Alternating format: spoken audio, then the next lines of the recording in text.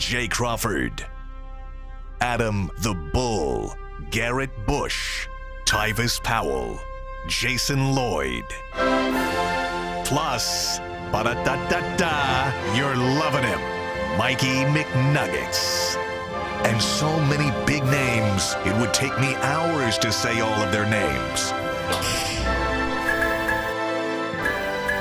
The ultimate Cleveland sports show starts now. Booyah! Friday! Here we are. And a big Friday. We got a Game 6 for the Cleveland Cavaliers tonight.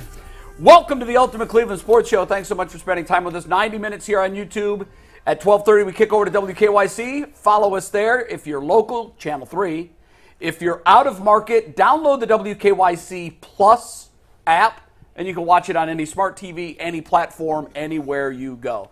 How we doing, guys? We ready for tonight? Doing good. Ready for Game 6. Hopefully a closeout game. I don't feel that confident. I think it's going Game 7. Yeah, it's going Game 7. I feel like it is, but hopefully I'll be wrong. I almost never say with certainty. I'll say I feel like 98% sure.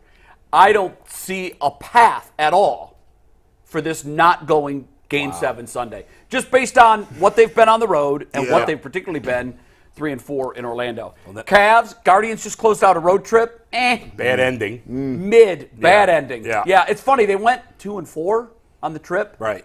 But, I mean, they easily could have gone 3-3, which you would say then was a success. But 4 straight extra inning games, right? 4 straight extra inning games. Hadn't been done in 114 years for the Indians/Guardians. Also, they're home tonight. So downtown Cleveland is always interesting when there's 2 games at the same time. So on one note, I'm glad this game is in Orlando because on a Friday night in particular when everybody comes downtown, it would have been an absolute nightmare. Sunday is Game 7. That will be in Cleveland. So we only have to worry about the one game in terms of traffic and volume downtown. Mikey's out.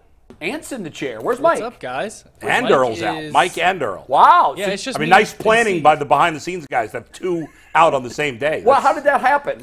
Well, Mike has a wedding, and then Earl got invited to talk to a school, and I don't remember what school it is. Yeah. And then 2 weeks from now, Mike and I will both be at a wedding. So Earl will just be back here with Steve. Mike? We're doing great planning. That's what happens when you're that age. I know when you're in the 25 to 30 range, you're like budget. You actually budget for annual weddings. Well, you Jay. You should. Like somebody like you would. No, but I'm sure these guys haven't. But you know what's funny? I don't know that anybody I know has been in as many weddings as Mike since he's been here.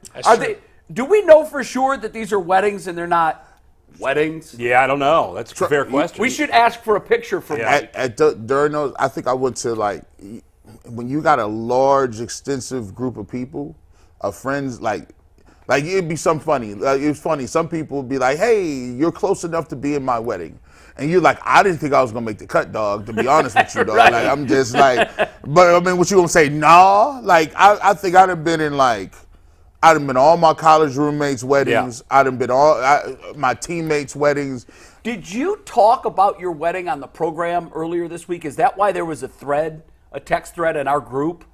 Yes. Talked about. So did you mention what you mentioned in our text chain about who was at your wedding? Yeah, no, right. I was in stitches, and I had no context to it. All I saw was there was a text from G. Bush that said, "Yeah, I done had a Michael Jackson impersonator perform at my wedding." I do, and that hit me just the perfect way. I think I put the pictures out there. Yeah, dude, that guy looked legit. Like, no, it was amazing. Like, so they was talking about, they asked me, have I seen some opera? Like, no, it was not opera. What is it? It's called Fiddler on the Roof. Which Jay is right. I was like, I heard of the devil and the fiddler, but I ain't heard no rooftop fiddler and nobody. Like, and I said, but I did have a Michael Jackson impersonator at my wedding. Brilliant. I lost. And they were like, "Gee, is that for real or not?" I said, "Oh no, that was definitely real. Like, it was in Orlando." The pictures looked like a Michael Jackson concert. It was. Like, there was this full dancer entourage. Dancers. That guy might be the most, I don't know what he sounded and danced like, but in terms of look, because it was a still photo, I couldn't hear anything, but he looked like Michael Jackson. And listen, they did it for every. We had it was a destination wedding, and it was like Now, the reason it was a destination wedding and it was so nice is because I had canceled the wedding the year before. And if you know if you know anything about canceling weddings, people got flights. People that took off work.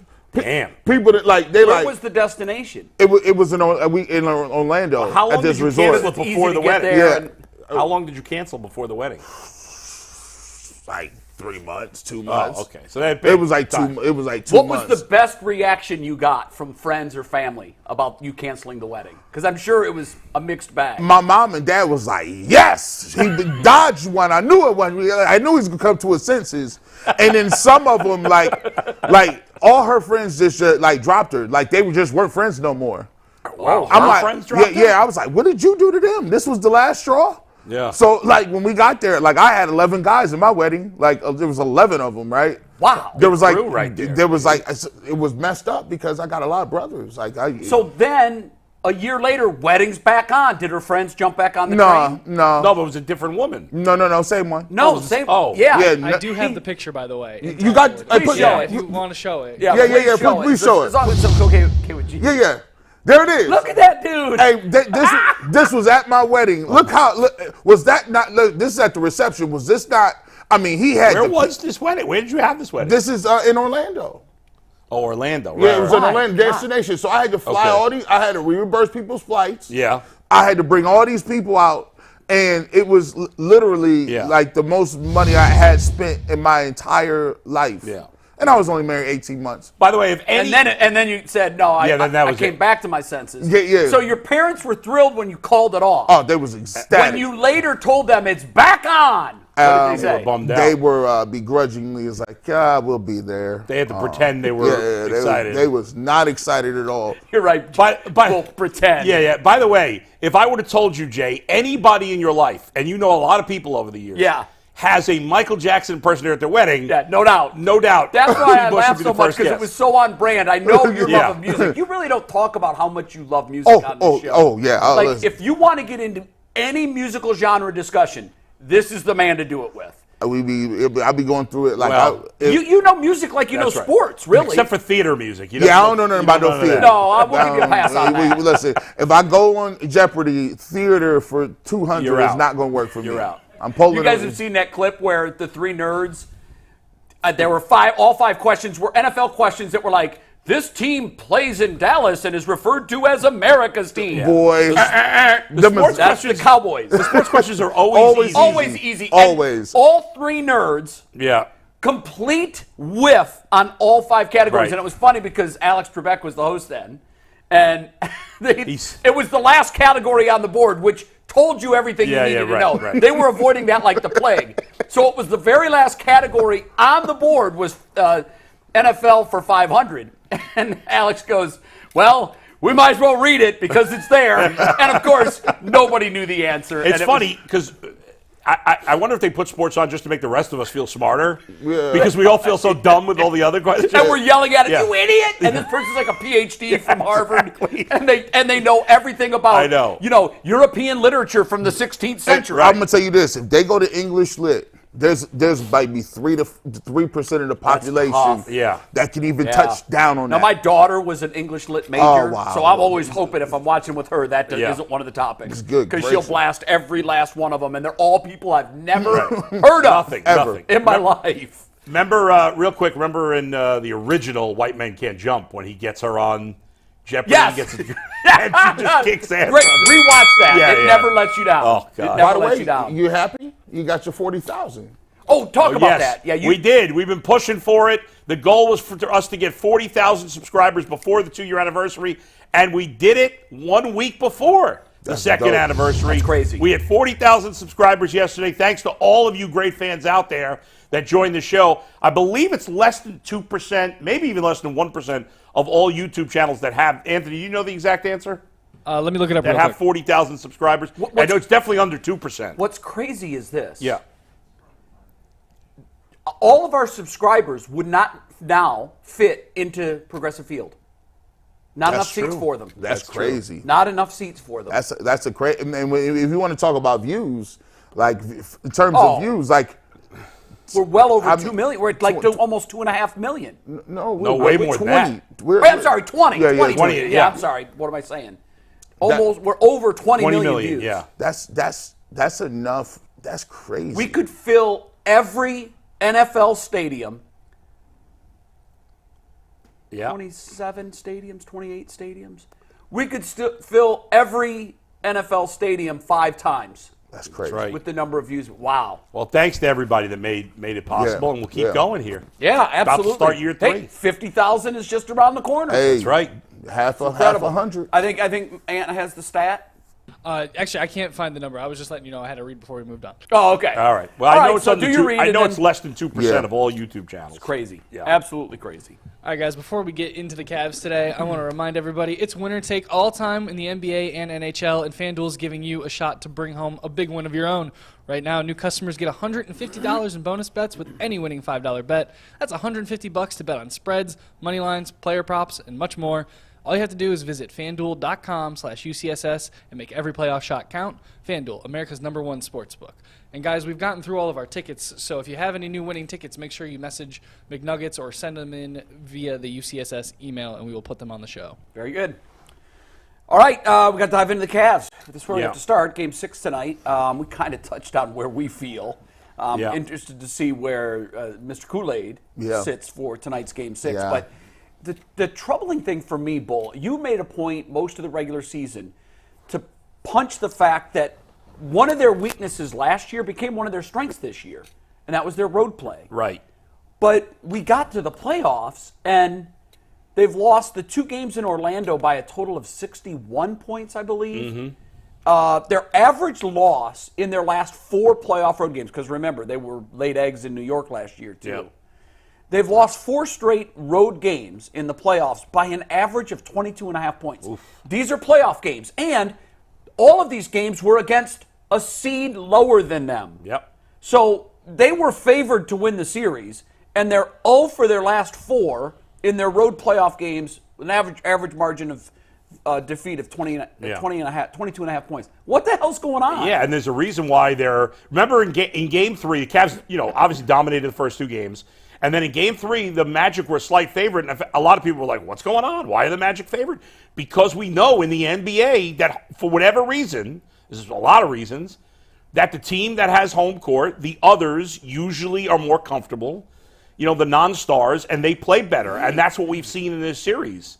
In all the home games, the others, the extras, the non-stars, played better for the team that won. It was that simple. This last game obviously was really close here in Cleveland. It could have gone either way. It was really the first game that was like that. But, the Cavs, I can't even say they have momentum because they had momentum going into Game 3. Right.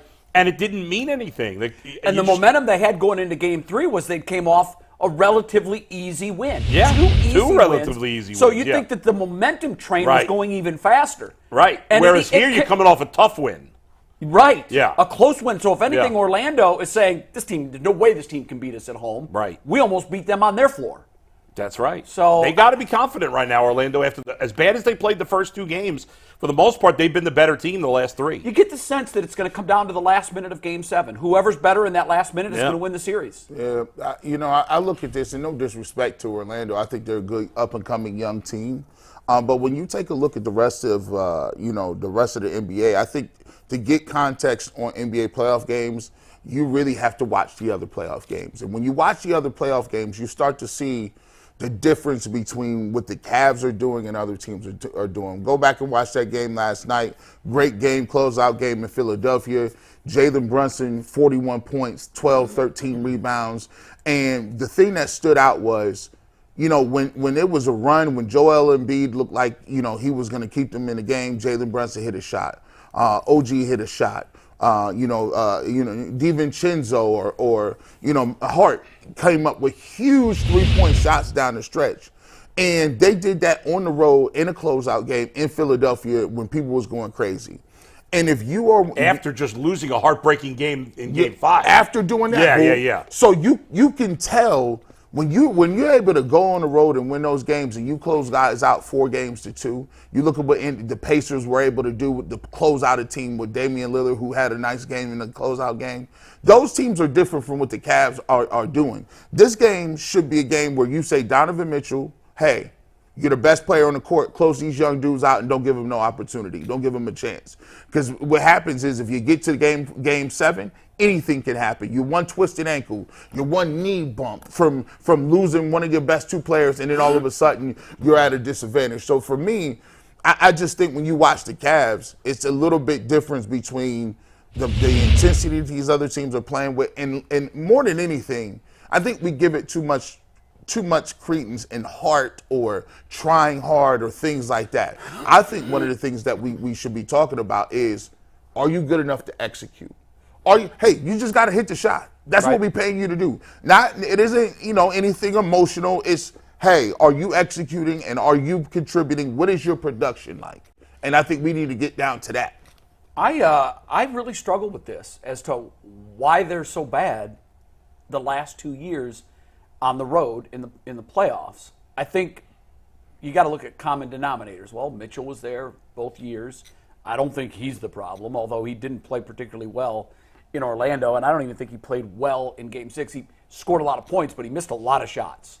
Yes. And I don't know what's wrong with his shot. Mike, I wish Mike was here. I'd ask him. Yeah, I mean, the Cavs are shooting terribly from 3. Actually, Awful. Garland is the only one with a good shooting percentage from 3 in this And series. that's because the Magic are doing a great job of disrupting the Cavaliers' shots. Yeah. I read a stat this morning that really drives that home. One of the things that might be, and I wanted to get your guys' thoughts on this, might be at the bottom of why the Cavs are struggling on the road. To me, the biggest stunner is the disparity of fouls, even in the games that have been played in Cleveland. In the NBA, you can almost take to the bank that the home team is going to get more fouls, shoot more free throws. It hasn't happened in this series. Orlando is averaging 28 free throw attempts per game. Now, I know everybody will say, well, that's what they did in the regular season, and they did. They forced teams to foul you. But they only averaged 24 free throw attempts per game in the regular season. Even when I'm watching the Game 5, and I'm saying, if I didn't know by the court decorations in the crowd, if I just watched how this game is being officiated, I would say it's absolutely in Orlando. They got all the ticky-tack close calls. And I'm not saying, I'm not complaining about the officiating. It sounds like I am. I give Magic credit. They do a great job of getting guys to leave their feet. Mm-hmm.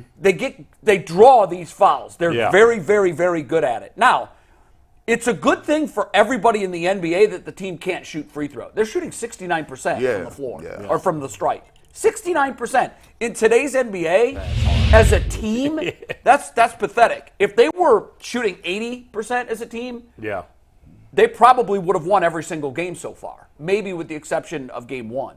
But so it's the only thing I can point to as to why the games are so switched when they go to Orlando. I mean, they're the more aggressive team in the paint. They don't have outside shooters, so they're in the paint. So you're going to get more fouls that way. But I do agree in this last game, they seem to get the majority of the close calls. And it's hard. You know, we sit there watching the game on TV, and it seems obvious. These officials, everything is going so fast around them, so they miss it sometimes. In Game 1, it looked like the refs were going to let them play. Right. Remember, and we saw a lot of action. But at times in Game 5 they did, and at times they let very physical play go, and then at other times they called nothing. And that's my point. That's my beef. So when you set the tone of a series, it's like the umpire. You know this, Bull. Yeah. You find out as a pitcher and as a hitter, and all the guys are at the top step of the dugout for the first trip through the batting order. They want to learn together what's the strike zone today. Right. Now, it's a shame that it's different for every single game and every single ump. Fact of the matter is, it's objective, it's different. Yeah. Same thing with officiating in the NBA. They set the tone in Game 1. This is going to look like 1980, I don't want to go that far back. 1995 NBA. Right. They're going to let them get away with a lot. And then in Game 5, there was stuff that they hadn't been calling throughout the series. Right. And it was automatically going on the Cavs. And I'm like, wow, what happened? Sometimes you got to do this, man. And like, I always said, if I was a professional athlete or a coach, listen, I would go home and tell my wife, look, we're going to have to set a budget. She like, what, for groceries? I'm like, no, for technical fouls. For fines. This is fine money right here. Sometimes you got to have 25 in your back pocket. That's worth it. Like when you look at the Cavs, right, when Evan Mobley gets fouled, the most he's going to do is this. When Darius Garland gets fouled, the most he's going to do is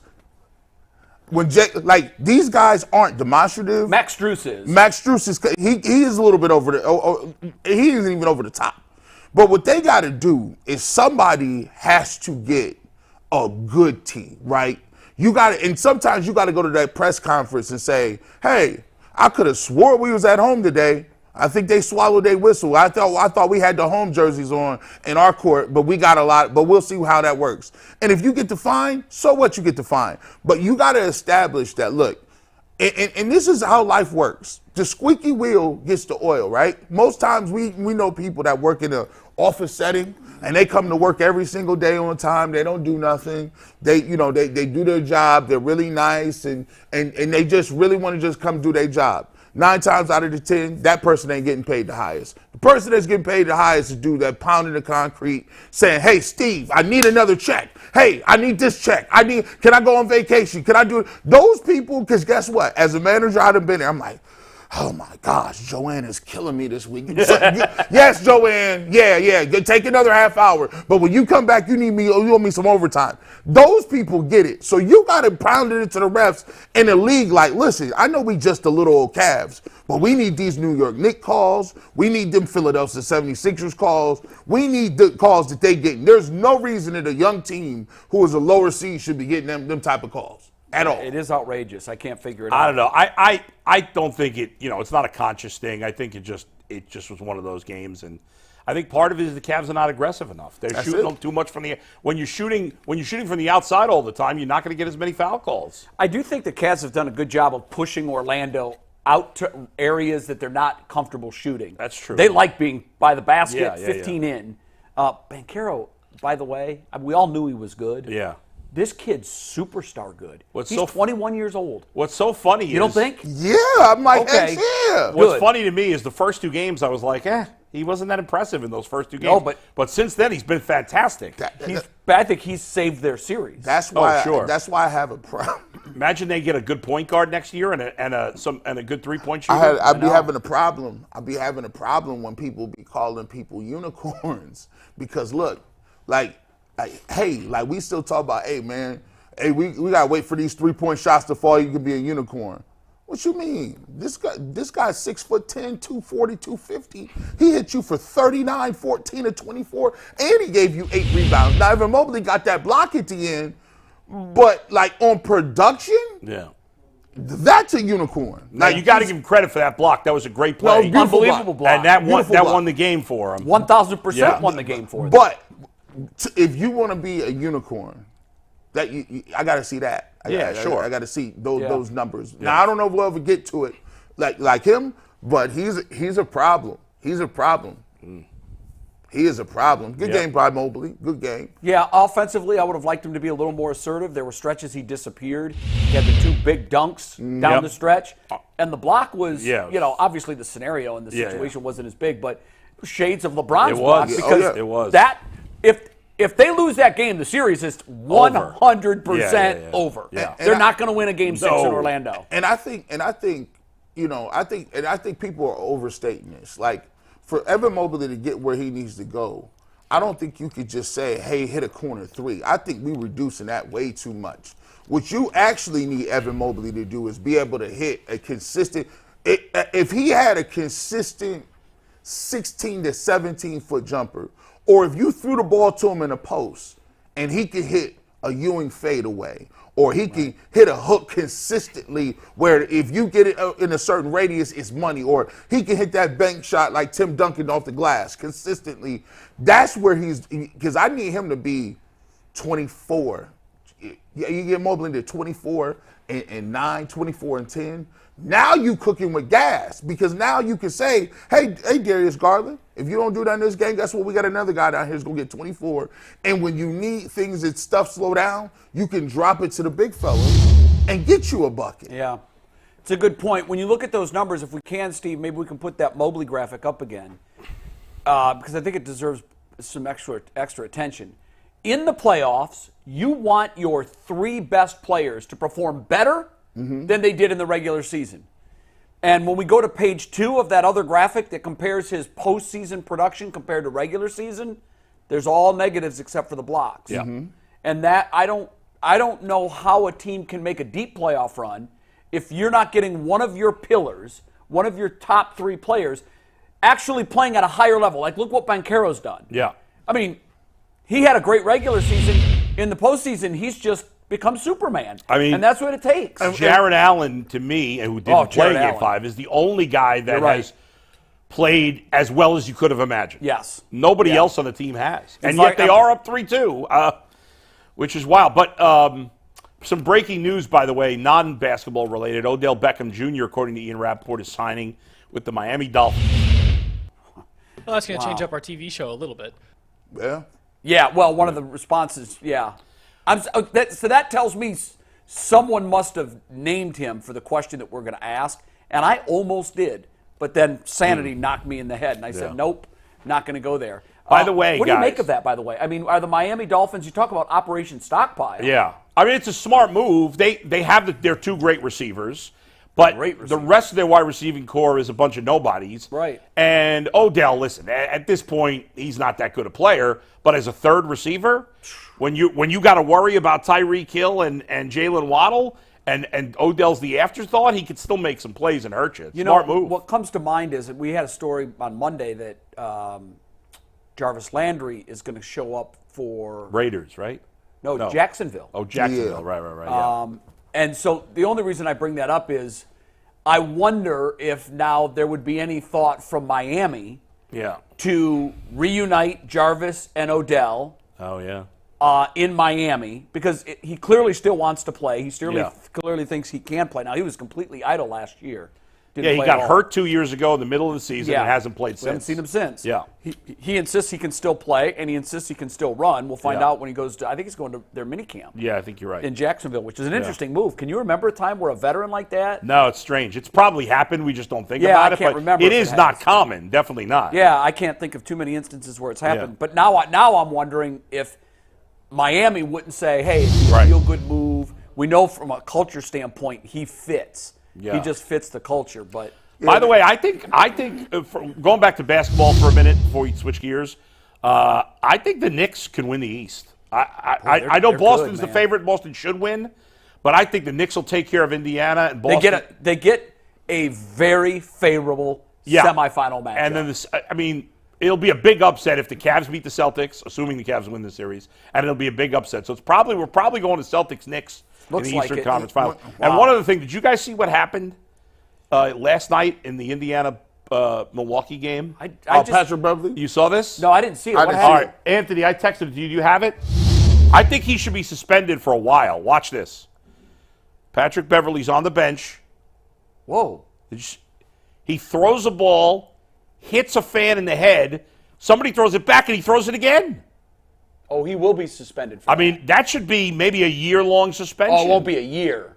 It'll be a suspension. That's crazy. To me, Bull, the curious part of this is I'm interested in seeing what was said. What will happen? What transpired here? Yeah. In my mind, though, even if something way inappropriate was said, it's still no excuse because he doesn't know who said it, and you're just throwing the basketball. You could have hurt a totally innocent person. And what's interesting about that is obviously the Pacers were involved in the first skirmish where Ron Artest famously decked a fan. Exactly. Now he was dealt with very swiftly. I think his suspension something. Wow. He fired that second one. The second one, yeah. Yeah. But the first one hit somebody in the head. I believe it will be a suspension. Yeah. I'll be curious to see if it will be for the playoffs. No, it was Milwaukee. It was Milwaukee that threw the ball. Yeah, so they're done. But I would think it's got to be a significant suspension. And again, I'm guessing there was something said that was inappropriate because fans can be inappropriate, but you can't respond that way because you don't even know who said it. And even if you do, you could easily hit the wrong person. Yeah. What was the Artest suspension? Was it 48 games?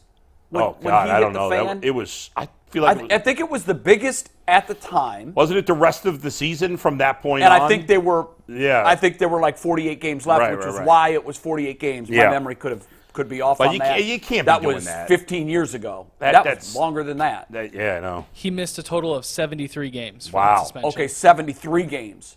Now this is not as bad as that, but it's still pretty bad. It's bad. I agree with you, Bull. That's bad. And I mean, you could have seriously hurt somebody. Yes. Hit somebody in the head with a basketball? Yeah, that's definitely When they're gonna not warrant a expecting it, suspension. side of the head. Yeah. I think it hit a woman. Well, Patrick Beverley, how old is Patrick Beverley? 35. I mean, will he even be in the league Yeah, I don't know. next year? Yeah, He was being snippy with an ESPN reporter too after the game. I think after the game. Well, yesterday. he's notoriously prickly. Yeah, like he's just a bad know, loser. So, yeah, that's good call, Bull. I had not seen that. Yeah, that was and ugly. He apparently apologized to the lady. I think her name is Melinda. Oh, no. He A woman? Yeah. Well, he apologized to the media person. Oh, yeah. Media. Okay, that. But I don't. He said he has to be better. Yeah, he has to be better. Yeah, than well, that. I don't know that we'll even see him again. Probably not. Why pick him up at 35? Before we move on Yeah. from the Cavs, because it was on the rundown sheet, we'll do it quickly. 0 to 100. 100, you're confident they're going to win tonight. 0, you're confident they're going to lose tonight. Where are you on the confidence meter? 42 for me. I think they got a 40% chance of winning. Wow. 40. I'm going 5. But 5. Wow. I'm just going on what I've seen in the series so far. Yeah. I thought I was low with 35. Yeah. But I have almost no faith. I got to tell you, I'm going to turn it off at halftime and turn it back on in the fourth quarter. I'm not going to watch the third quarter. you going to wait that one out? They were outscored 37-10 in the third quarter. If each quarter had played out like that, the Magic would have won 148-40. You know, I think It was the worst quarter of basketball I have ever witnessed. Playoff, regular season. It's the worst quarter of NBA basketball. Awful. Because it wasn't just their offense was non-existent. They gave up 37 points in 12 minutes. it's you know what I find myself, Jay. It's a catch-22 because I want my team to win. Well, listen, I do too. It's not a matter of what I want. Sometimes people confuse what I want for what I think. Listen. I want the Cavaliers to win, and I think they will in a very close Game 7.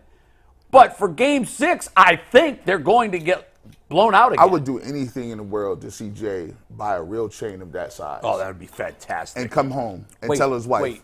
Are you insinuating that this is not real? This is 100% real plastic. Like Flavor Flav? Oh, my God. If Jay had brought that gold chain home like that. A giant clock? Can we get a giant clock? I asked Flavor Flav when he was on Cold Pizza, can I wear the... And I didn't know that was like, no. Like you can't wear another. He's like, no one wears the clock. Like you gotta think, bro. Like that's why it's a cardinal sin. If somebody said they took your chain, he's not letting that off his body. People have died for that. But if you had that chain, what would literally if you go, he's like, hey, hun, I got something for us. We're gonna go over down here to the jewelry store. She thinks she getting upgraded on her wedding ring. Right. I've been looking at this chain, baby. Jay, you and your wife wearing matching giant chains. That'd be wild. She'd be like, hey, we listen. should all pitch in. Yo, that would be funny. Actually, we have matching chains. Take the shot of me, Steve. Yeah. It's right over my shoulder. That's true. There you go. Now the C stands for Crawford, not Cavalier. Yeah, right. You got to bring that one home. Can you imagine about to eat with them joints on? That should be your Christmas Go photo. to the yacht club on the weekend. But we don't say a word. We just walk in for dinner with these. I feel like that should be your family Christmas photo. You all wearing those. That'd be fire. Oh, that's a great idea. That's fire. It really is a great. That would be good. It might happen. My gosh. I like that idea. That's a crazy. lot. That's wild. All right, Anthony, I know you got to do a read before we pivot to the Guardians. Guys, before we move on, not only does the Crawford family love their giant gold chains, but they also love Monopoly Go. And in Monopoly Go, you can team up with your friends and your family for time tournaments where you work together to build up each other's boards. There's more to win together, and there are awesome prizes you can unlock, and there's so much to get. Unique stickers that you can trade with friends to complete albums for big prizes. Cool new play pieces to travel the boards with, hilarious emojis to taunt friends with when you smash their buildings or heist their vaults. There's always something fun to discover in Monopoly Go, so get off the bench and go download it for free on the Google Play Store or the App Store today. Game on. Very good. Okay, Guardians, Bull. Yeah. 2-4 on the road trip. Yeah. Their 3 previous losses were close games. Yeah. Extra innings. Tyler Beatty got smoked out of the pen yesterday. Oh my God! He was terrible. The pen coming into this week was A+++. Yeah. Everybody, Gaddis was perfect. Clase was perfect. Yeah. But boy, the last week they're leaking oil. Well, the and problem I think is because they've had some injuries in the pen. Yes, and and overworked. The starting rotation's not going deep enough. They're it was not big that going- McKenzie, who had his best start 2 nights ago, was able to go 7. I thought that was big. But even in a game where he goes 7, they go. First of all, they're pitching too much. You're going to extra innings. That's more innings on the bullpen. Yep. They are going to. The Guardians have not made a significant starting pitcher trade in, I think, 12 years when they traded for Ubaldo Jimenez. They are going to have to trade for maybe 2 starting pitchers if they're serious about winning. Gavin Williams is said to be coming back. Yeah, but He's ready. That's fine. But right now, I trust Bybee, obviously. Yeah. McKenzie is trending in the right direction. The rest, I think Allen he's shown signs of the old Logan Allen, too. I just don't. I mean, his ERA is in the 5s. I know. I wish he threw harder, too. I don't trust him as more than a 5th starter. Right, so but if you get Gavin Williams back, but you definitely need 1 starter. Because Carrasco and Lively, I can't rely on those guys. No, and I Carrasco's think, leaking oil, I said too. this yesterday, Jay, and I know you'll agree with me. This is an opportunity this season for the Guardians. The American League is, in my opinion, is more wide open than it's been in a very long time. The Orioles are very good. The Yankees are playing well. But look at those teams. They're not unbeatable. No, Texas isn't what they were last year. No. The Astros are just, they've figured it out. They've won the last 2 series. But they're 11-20 or their something. Their pitching is a disaster right now. It's a disaster. Yep. So, they just got Verlander back. They just got Framber Valdez back. They should get better. But nobody's that great. No, I agree. And the division is better. So it's not like a couple of years ago where you could coast to the division title. You can't coast because the Royals are better, the Tigers are better, and the Twins are back on track. Yeah. This division is competitive. I think the Guardians should win this division, but they're going to need to make some additions, pitching at some point. But right now, I know the offense generally hasn't been a problem. I've been screaming about this for 3 days. You have to call Kyle Manzardo up. Yeah. I don't know what they're doing. And I love Bo Naylor, but he should be in Akron. I'm sorry. He's playing horribly. I love Bo Naylor. I love him. Was he in 170? It's bad. I'd give him a couple of more weeks before I'd send him down because he was so good. But right now, Manzardo is on fire in AAA. He is. He's down there. He's your best prospect. What is happening? Look at this guy. He's got 1,067 OPS.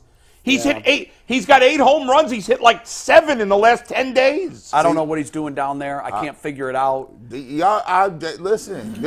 These are the problems. I keep saying it. Yeah. Regular guys who are guys and casuals just watch the game and they want to get into the Guardians.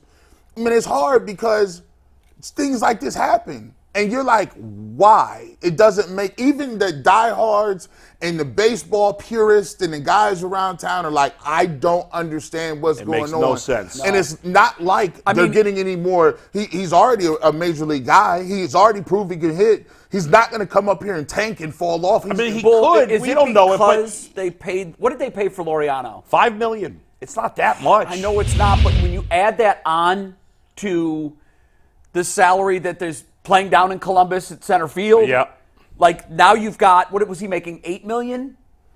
Straw? Yeah. I'll say a little less. It's at least 5 or 6. We're not going to forget about that's Bell. over $10 million. That's, I know. We're not going to forget about Bell and the catcher, Zunino. Listen, well, but at least that's off the books. But that's a string of losses. I hear you, but I think you got to suck it up. 4.5. Okay. I think you got to suck it up. I think you have to move. You have to move on from Laureano. He hasn't been any good his entire time here. You look at his OPS. He hasn't had an OPS over 700 since 2019. So he's killing us. So y'all really telling me that the front office is telling Stephen Vogt, now we good? How does that work? Well, here's my fear. Bull, you said that they need to make a move. Yeah. Last year, remember, they made a move. They turned into sellers. They were a game or 2 out from Minnesota. when they made the deal. Now, look, the deal might end up, Right, it's for Manzardo. If he ends up being good, it was worth it. It's going to end up being in the long run worth it. But in the moment, they told fans, "Yeah, we're good. We'll see you next year." And the attendance was up last year. I'm not sure yet where it is at this point. But, I feel like fans want to embrace this team. They're fun. I do Listen, think that. for all the complaints right now, they're overall played great. So they have 20 wins. League still. Yes. So inform me. So how does that look like? Like, if Stephen Vogt's like, hey, this guy's killing it. I like to bring him up. Is there a conversation? That's an organizational decision. Ultimately, ultimately Antonetti and Chernoff have the final say. say. So they have the final say. Yeah. That's right. That's and wild that was the a little case bit. even when Tito was here. Those moves always happen organizationally. Yes, and the frustration. Now, Tito had probably a bigger voice in that conversation than Vogt will have. So that's not. I don't understand that, because doesn't that go along the lines of playing time? No, it goes in.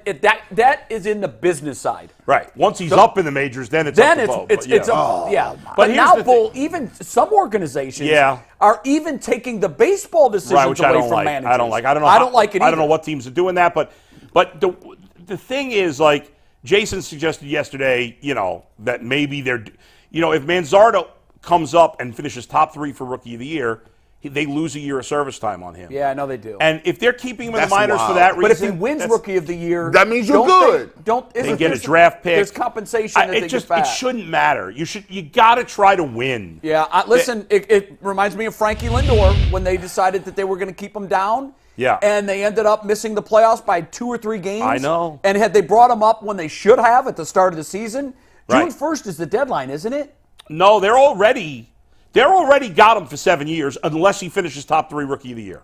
Well, what about if they bring him up pre-June for the Super 2? Yeah. I don't know. I can't. That date changes from year to year. Yeah, and I can't remember what it is. It has to do with how many guys get called up this year. It's very complicated. The average fan has no idea. But the bottom line is they're going to be and even if he does, listen, he might come up and struggle. I mentioned this the other day. Jackson Holliday is the best prospect in baseball. The Orioles called him up. He went 1 for 30. It happens a lot. It may happen. Yeah. Who knows? But he's got to cut those teeth at some point. He has nothing left to prove for AAA. Nothing. No. He is too good for AAA. He needs to be in the majors. I agree. If you don't want to get rid of Laureano, then get rid of Florial. Where is he playing? First base. Where's he going to play? First base and DH. I think you switched them up. So you're going to take. By the way, Naylor has really improved defensively. He kind of has. When they put him at first base last year, I said this is never going to work. It's not a good idea. Right. But he's improved, really no doubt. Turned in. He made some plays in Houston that were. He's got quick reflexes. I would the ball well. Does. What I would do is I'd split the playing time, first base DH. Those guys would play first base DH almost every day. Right. If you're facing a very tough lefty, I would sit Manzardo, give somebody else, have Naylor play first on that, because Naylor plays every day now. Right. So I would have Manzardo sit against the elite lefties to rotate somebody through DH. But for the most part, I'd split, half the week Manzardo at first, half the week Naylor. The rest of the week they're both at DH. Look how well. Let's go. Look how that bolsters. Now you got those 3. You got those 2 guys. You got Jimenez who's hitting the ball well. Then you got Jose. Juan's having a fantastic. Juan's unreal. Now you got 5. You got 5 players now that you got to worry about in the And I still think Baylor. Jose has not even become Jose yet. No. And I still think Naylor's going to turn it around. I hope he turns it around soon, because, yes, if he doesn't, they're going to have to send him down. He's been so bad. Well, I mean, especially when you consider what's Hedges hitting.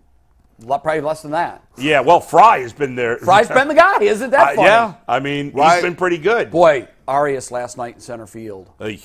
Yeah, I was going to ask you, what's the decision there? I was very confused when I saw him out in Well, center they field probably just wanted to mix it up.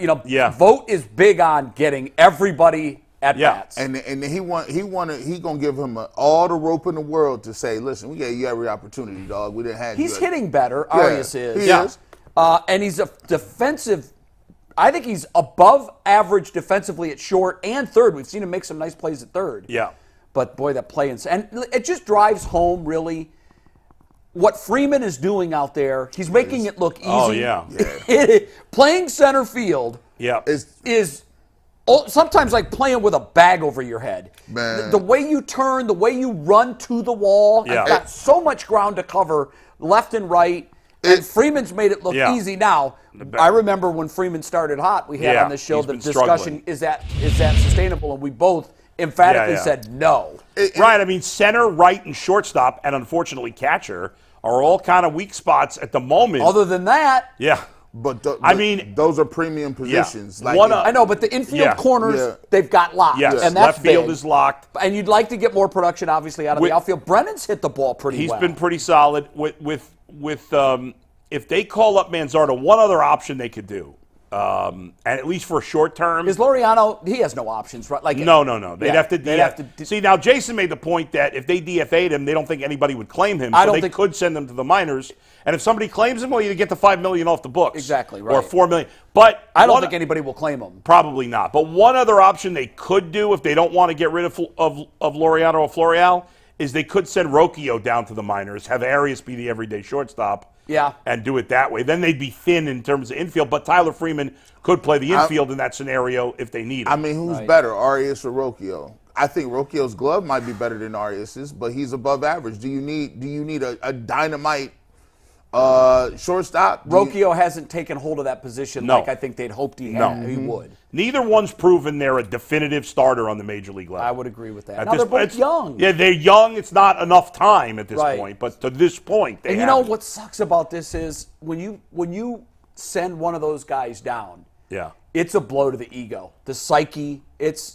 Some guys are motivated by it, and they don't want to ride buses. Right. You know, they don't or travel 3-star. Well, that's what the hope those guys are. You know. Yes. So we'll see how whoever goes down responds. But for Bo Naylor, I'm really concerned about him because he's the future. I know, and he was so good the last 2 months of last year. I know. So good. That's why I want to give him a little more time. But come on, call Manzardo up. Let's see him tonight. Yes, please. What a great way to start the homestand. It would be fantastic. We would have probably heard it by now. Especially the Angels stink. They got no pitching. Let's go. And Trout now is out.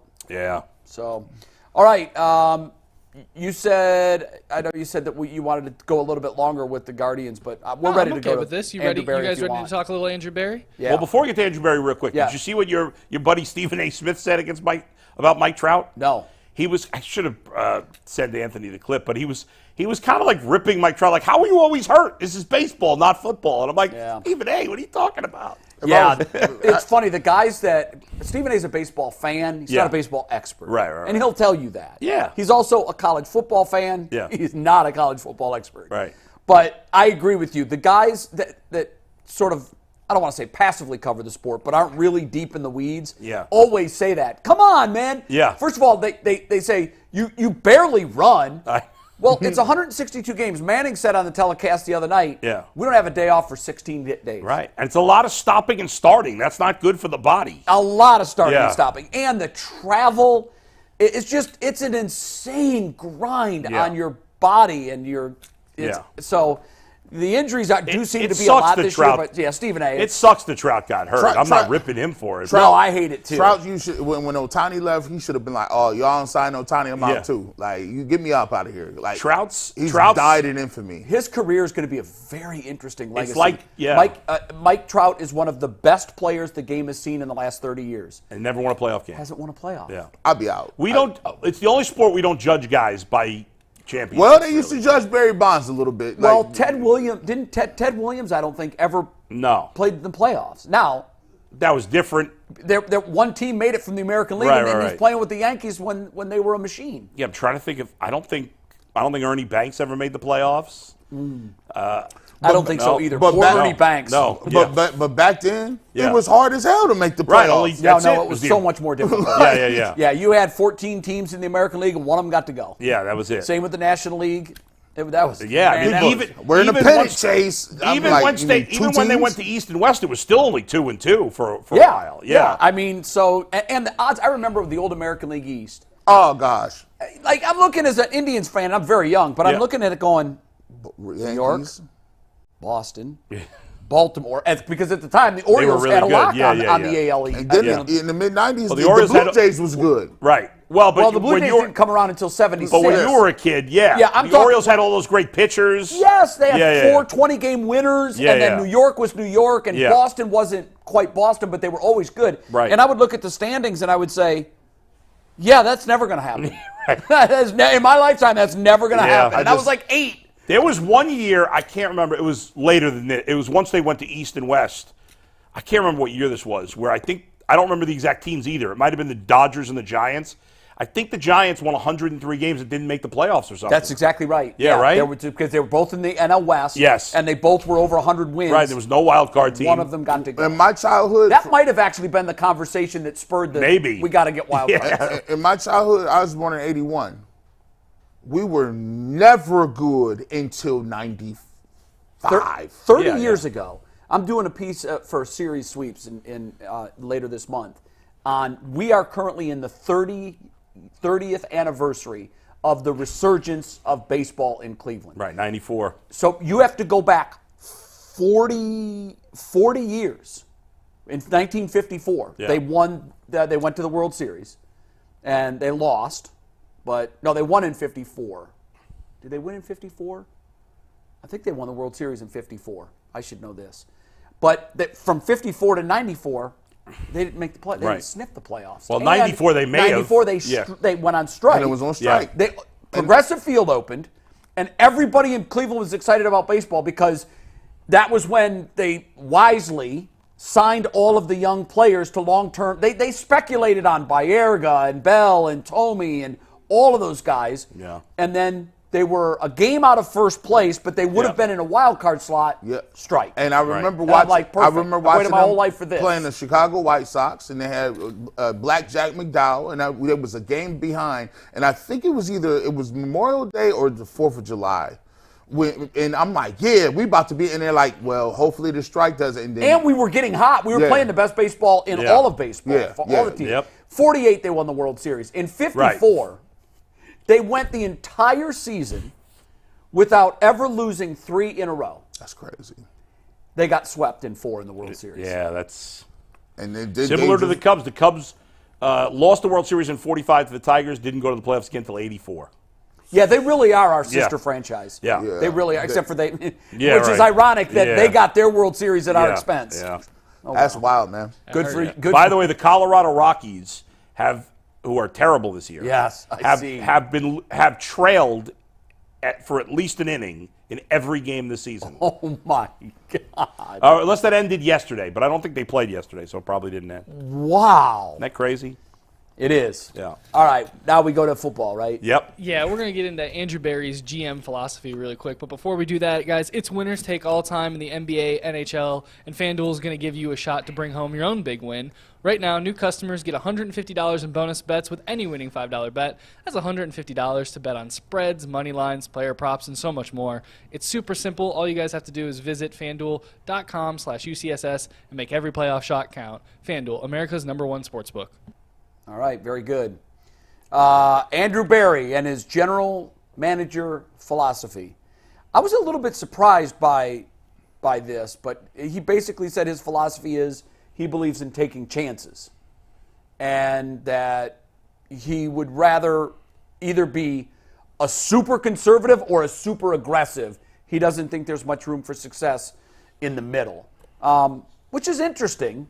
I mean, because you'd think if you were on a continuum of anything, right? If you weren't extreme one way, then if you were extreme one way, you can't imagine that you could be extreme the other way. But he's saying that's the way it would be. What do you make of his comment? Well, I mean, I think he's backed it up. I mean, he's been very aggressive as a GM, and I think as a fan, you like that. Now, you're not always going to hit. When you take chances and you're aggressive, you're going to screw up sometimes. And ultimately, it's going to come down to Deshaun Watson and can he turn his career back around here in Cleveland? Right. As to whether, but, I mean, Andrew Berry, I think, has done more good than bad in his time here in Cleveland. And a lot of the chances he's taken, with the Watson one, the biggest one, still hanging out there. Yeah. A lot of the other chances he's taken, the aggressive trades he's made, many of them have worked out. I agree. For the better. Now, it doesn't always, like the Elijah Moore thing, that was a bad move. But Amari Cooper was a steal. We'll see with Jerry Jeudy, but he's still no word on the extensions. No, which is very weird. I know everybody that covers this team keeps saying the same thing. Don't worry about it. It's going to get done. I still am in the camp that I believe that. But with every day that passes, I scratch my head a little more and say, what's the holdup? You know what? It's weird. I know what the holdup is. They trying to reshuffle the deck a little bit. Look, you mean with responsibilities? They try. You know how it is when you get, when you operating without a contract, or you operating without a guarantee. There's always a little sense of urgency, right? Even if you know you getting it, right? There's this thing where it's like it puts you at a place where it's like, okay, I gotta perform. They both have a year left, correct? Right, right. So in other words, what you're saying is one of them, or maybe both, might say, we're gonna walk the tightrope. We're gonna Joe Flacco it. We're gonna go into the last year of our deal, and we're gonna prove it, and then we're gonna force someone, to pay us. Because at that point, the rabbit got the gun now. That is so true, G. Right, because now, like, you got to think, and I be trying to tell them, like, look, sometimes, the Duke and knee jerk, I'm kind of zany and out there, but listen, when it comes to, like, listen, this conspiracy theory, it's not even conspiracy theory, it's like, look, you got 2 coaches of the year, right? If you Stefanski and you go into this year and you outperform what you did last year and you don't got the contract, then guess what?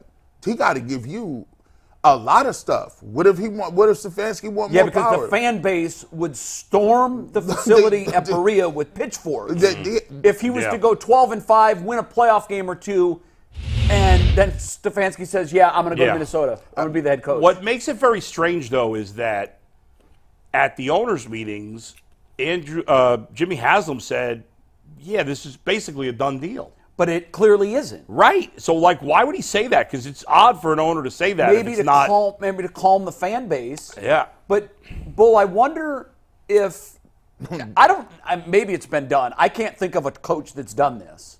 I mean, Joe Flacco famously comes to mind. There are other players that have done the same thing to a lesser scale. But what Kevin Stefanski essentially could be doing, and again, we're assuming that maybe something doesn't get done. Right. I'm wondering if there isn't a bruised ego in Berea over the fact that an offensive coordinator was brought in, perhaps on the heels of Kevin Stefanski doing his best job as the offensive coordinator. For people who said no, I don't understand. Like, listen, I saw Kevin Stefanski, right? He came there at lefties to support Deshaun Watson, right? And he did that out of, I'm supporting my guy. Yes, which was huge. So what told me about that is, when you didn't go get the Coach of the Year award, let me tell you something. If they're going to give me a Hemi for something, if they're going to give me an award, and it's my first or second one, I'm showing up with the whole family. The kids, everybody, nieces, nephews. I'm taking all the Michael Jackson impersonator. I got a Michael Jackson impersonator. So for somebody to say, he's not like that. Yeah. But Jim Schwartz went, and Jim Schwartz don't look like that, do he? Jim Schwartz is a coach's coach, a man's man. He don't look like he looked for individual awards, but he was there in that Armani suit. Myles Garrett was there. Like, everybody else was there. Joe Flacco showed up, right? But Kevin Stefanski wouldn't? Nah, that's a silent protest. Do you think that there could be some bruised ego going on there? Heck yeah. Like, I mean, Bull, first of all, I don't think it was his decision. And I've talked to others that agree with me. That was a fact. It was not his decision to fire the offensive coordinator. At all. Definitely not. When you look at it on the surface, you were given a menu of ingredients, and while you were cooking the meal, they go, we're going to take those eggs. You got to find an egg substitute, bro. I don't know what it is. Flour, gone. And they were key ingredients. And they kept saying, well, hell, what do we got what's in there? Okay, give me that. I'll put that in there. And at the end of the day, the cake was good. They made the playoffs. And you got a Michelin star for it. Kevin is told, we're going to make a change at offensive coordinator. To me, it just seems like if I'm Kevin Stefanski, I'm arguing that with my last breath.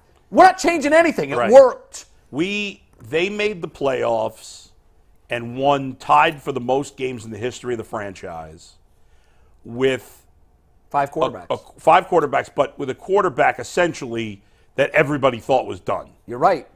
Everybody thought Joe Flacco was finished. And he ended up finished. being the savior.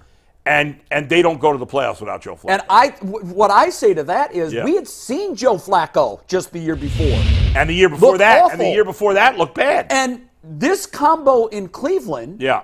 made him look like Joe Flacco Baltimore. And so I just was stunned by that decision. Okay, we're going to make a change at offensive coordinator. Yeah. And I hope this theory is wrong. It's not my theory. It's one that I've heard from others. I hope it ends up being wrong. But the theory goes like this. Well, somehow Deshaun wasn't happy with that offense, doesn't want to play in that offense, doesn't think he can be successful in that offense. And there is evidence to that. We know that his preference is to not be under center, and that's where this offense had its most success. And the owner don't like that offense. The owner doesn't like that offense either. Now, maybe because his $230 million man doesn't like it. He goes to Tennessee and say, hey, Tennessee runs a run and shoot wide all over the place. And he's like, hey, my brother's down there in the Governor. I go to Rocky Top and they scored 70. How come we can't do this? Right. Exactly. I mean, we know that he was not happy with the Arizona win, right? Which was one of their most emphatic wins, yeah, because they didn't throw the ball enough. Now, Deshaun may be going to the owner saying, I don't want to play in that. And so it almost seems like there was a behind-the-scenes power struggle between Stefanski, under center, play action, and Deshaun saying, that ain't me, bro. I'm a shotgun guy. I'd like to be in the shotgun. And then the owner hearing from both, and the owner saying, well, I mean, I'm paying him $230 million. I got to put him in a comfortable offense. And it could, which might work. Right, listen. It might work. That's possible. It may just have nothing to do with Watson whatsoever. You're right. It might just be the owner saying, Jimmy's saying that's not what I want to look like. I don't want this offense. And we already know, and the play calling is gone too. Sure. Well, at least we assume that. Hey, look, the fact that we haven't heard it means that at some point in training camp, he's going to say, I've decided to give the play calling to Cam. He just slow walking it. But I don't think he wants to do that. Jason, who knows the inner workings better than we do, he spends time in the locker room. Yeah. He has said that he thinks that Stefanski is steadfast on wanting to keep calling plays. Yeah. So if there is a rift there, and Kevin's just letting this simmer, and maybe he'll get to the point where he's like, you know what, I'm going to bet on myself. I'm going to bet that we're going to do okay, and that when my contract's over, they're either going to have to pay me and do things my way, or I'm going to go to an organization that's going to let me be the head coach. Yeah, I mean, you've essentially, if Ken Dorsey's calling plays, and that was not Stefanski's choice, which would be my assumption. Obviously, we don't know that for a fact, but that would be my assumption.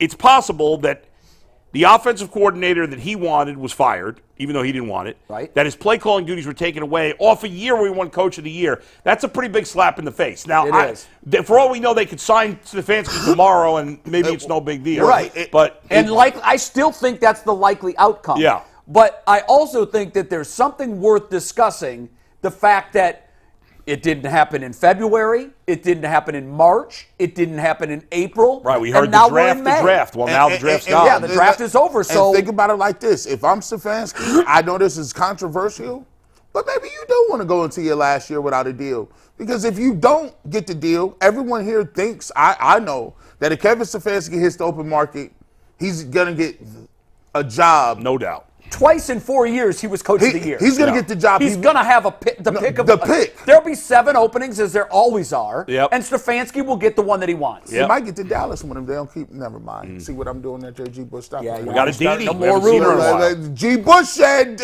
he's going to Dallas. Yeah. Hey, who knows? Can't get Everything him over the is hump. on the table. We got to ask the now about it could blow up in his face. Sure, if he has a bad year. If he has all the injuries again and they finish 6-11.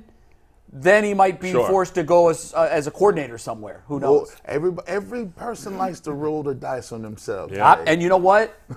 That's what I've done in my life. There you go. I'm all for rolling the dice. And let it roll. And if they don't sign an extension, I'm going to assume that's what happened. That it was his decision and not Jimmy's. But I agree. And Stefanski is the kind of person that we'll probably never know. Yep. No, he's not the kind of guy who at a news conference afterwards would say, "Yeah, I was hot that they gave the Dorsey the play calling duties and." You know what? Our next guest is probably going to shed a lot of light on this. Right, and right. I'm thrilled about our next Yeah. guest. Before we Let's bring go. Aditi in, guys, I want to let you know, even though Mike and Earl are gone today, trust me, they're still playing Monopoly Go. Because in Monopoly Go, you can team up with your friends for time tournaments where you work together and build up each other's boards.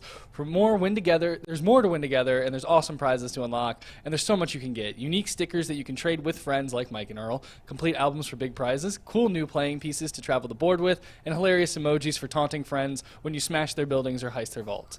There's always something fun to discover in Monopoly Go. Go get off the bench and download it now for free on the Google Play Store or the Apple Store. Game on, guys.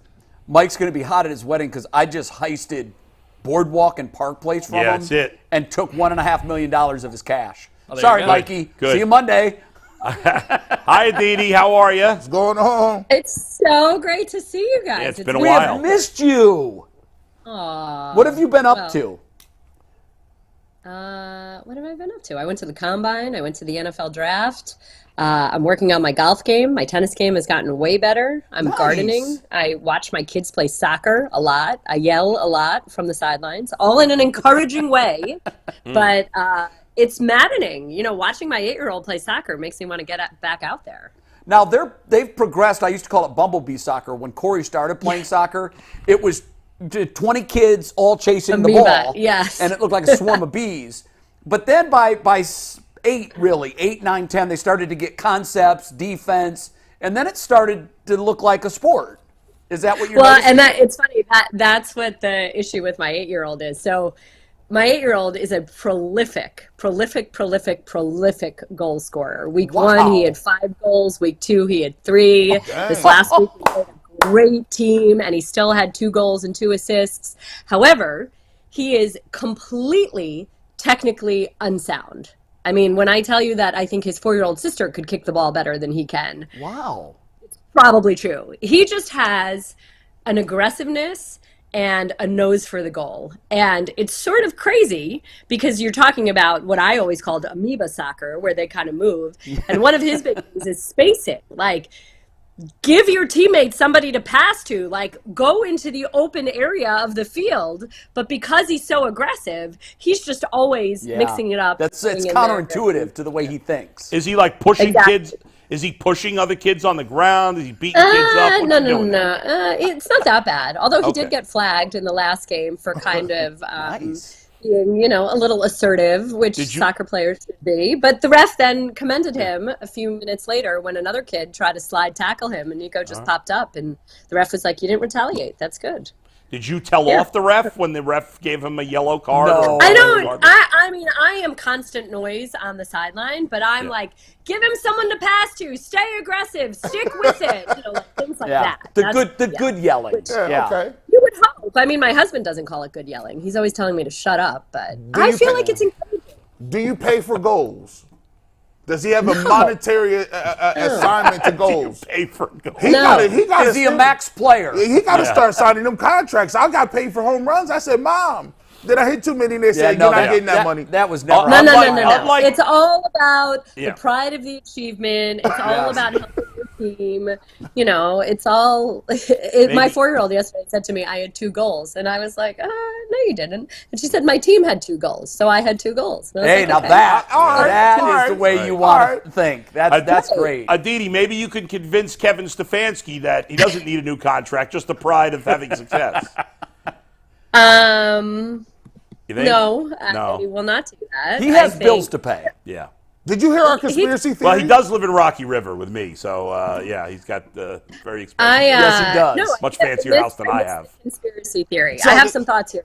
But the conspiracy theory is like he didn't go to the Coach of the Year ceremony because it was a silent protest. Then he has been offered a deal, but he's negotiating because he wants to bet on himself. And he's a little upset that his coordinator is gone, and he's a little tad upset that the play calling might be going to Dorsey. So they're in a silent Cold War at this point, and he may bet on himself going to the last year of his contract. I don't think not going. I think not going to NFL honors was not at all a statement or a stand, or that's just not who he is. And I think that Flacco was recognized and Myles Garrett was recognized, and the type of guy that Kevin Stefanski is, he's probably like, let all the shine go on my players. I don't think that that's really his scene or his jam anyway. Well, wasn't there enough shine for everybody, though? Yeah, but I wouldn't rain on. I'm not going to tie that. Okay, but what about the other stuff? Yeah, give me the other 5. Yeah, I'll give you the other part of it. So I don't think that there's anything wrong with betting on yourself. I think we all acknowledge and recognize that there are some sort of competing theories in that building, whether a 5-yard run is efficient or not, whether this is a team that needs to pass more or not, what is, I'll use the same word, the most efficient way to score points. There's talk about, there's one philosophy, there's another philosophy, there's the managing of all those philosophies. There definitely was not a concerted, uniform feeling that the entire offensive staff needed to be completely remade after needing 5 different starting quarterbacks to get into the playoffs. After the year that the Browns had, I think that it was not necessarily this completely in concert decision, oh yeah, we need to rip up everything. So is that why there's a delay in the extension? Because we keep being told it's going to happen, it's going to happen, it's going to happen. Didn't happen in February, didn't happen in March, didn't happen in April. We're into May now. It just, to us as observers, it seems like, what the hell's going on? What's the holdup? Yeah, but these things sometimes do take time. And I'm sitting here in Pittsburgh, and I know that there's supposed to be a Mike Tomlin extension too. And I'll tell you a story. Several years ago, Kenny Pickett was a rookie quarterback here in Pittsburgh, and he was kind of like he was one of the last first-round picks signed, and people were making such a big deal about it. It's slotted money. Why is it taking so long? What's the big deal? Et cetera, et cetera. And it was sort of almost turning into a knock on Kenny. Was he demanding too much? And I couldn't say this at the time. I'll say it now. The truth is that his agent was dealing with a personal family crisis. And the agent had asked the Steelers, hey, while I deal with this, and I handle some family matters, can we just push off on this for a little bit? And there was no controversy. There was no scandal. It was just a matter of scheduling and what was going on in someone's life. Aditi, so I think it's very... I know that happens, but the difference there is he had no options. He's drafted by the Steelers. Of course that deal's going to get done. He has 0 options. He's got to play for Pittsburgh. Stefanski has an option here. Stefanski can say, you know what? If you strip me of my play calling duties, you made me change offensive coordinators, which I wasn't my idea. I think based on my 2 NFL Coach of the Year awards in 4 years and 2 trips to the playoffs in 4 years, I've earned a little more cachet with this organization than you're giving me, and I'm not happy about it. And as an option, I'll coach next year, and I'll Joe Flacco. I'll have a wonderful season, make a little playoff run, and then if you're not going to do things the way I want, or if you're not going to treat me and give me the power in this organization I think I deserve, I'll take the best of the available 7 or 8 jobs that are available every offseason.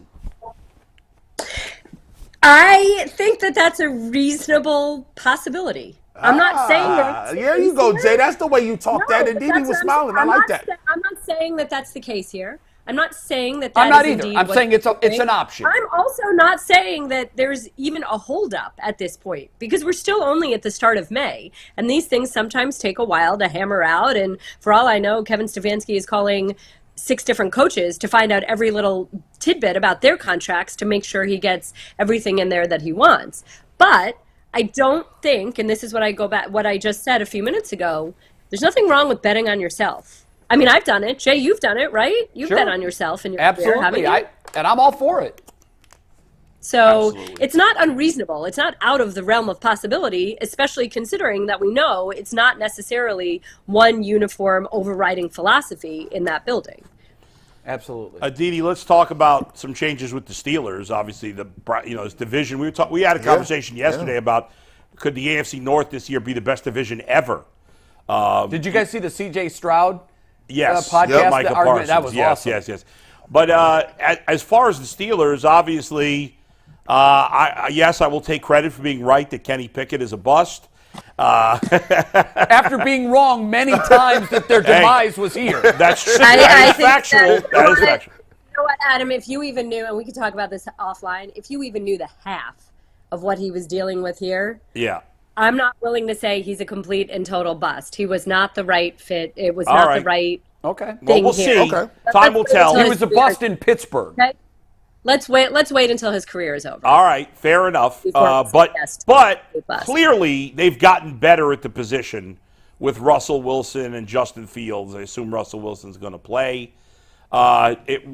Do you think they've gotten a lot better? I know you believed in Kenny Pickett, but it seems to me they've gotten a lot better at that position. Still probably the worst in the division, but I think they're a lot better there. And Russell Wilson in particular seems to really fit what the Steelers like to do, even though they haven't been that efficient running the ball in recent years. I think Arthur Smith is a way bigger addition than Russell Wilson is. Wow. There is a very, very, very, very, very, very, very valid reason that Sean Payton, who is one of the best quarterback coaches and one of the best offensive minds in our game, who has had success not just with Drew Brees, but with Jameis Winston, with Teddy Bridgewater, that Sean Payton is saying, I'm going to pay this guy millions upon millions upon millions of dollars to be nowhere near my locker room. Wow. That's so. True. I mean, essentially that's what happened. Okay, so. And a lot of his teammates and former teammates, by the way, co-signed that line of thinking. I mean, but he's still a I decent player. His numbers look good. Let me say this, though. Russell Wilson is not a bad human being. He's not a bad guy. No, but would you say he's been a bad teammate? In a locker room, or that you don't, you're not necessarily a natural leader. That doesn't make you a bad person. No.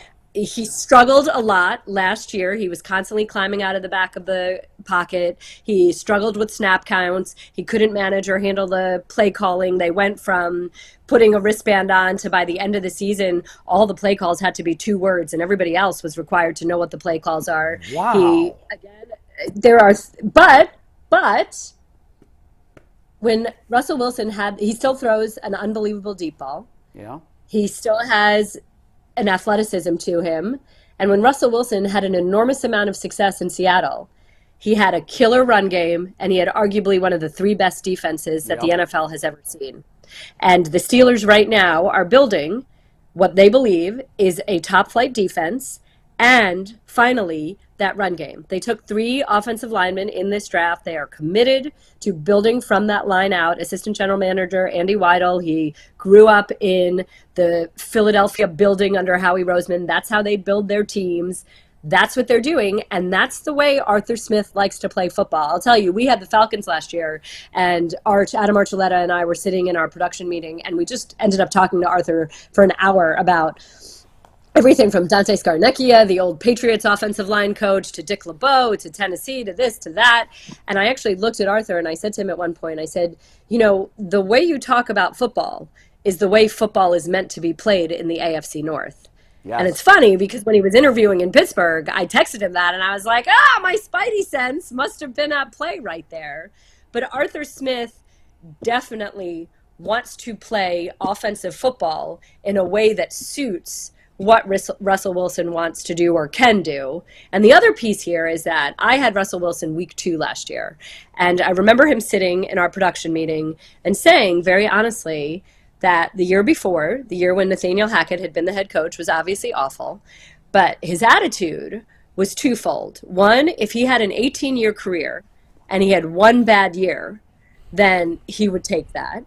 And 2, he wanted to climb another mountain. And in order to climb another mountain, you eventually have to come down the first mountain. You have to get in the valley to have to go up another mountain. So all of that sounded great, week 2 of last year.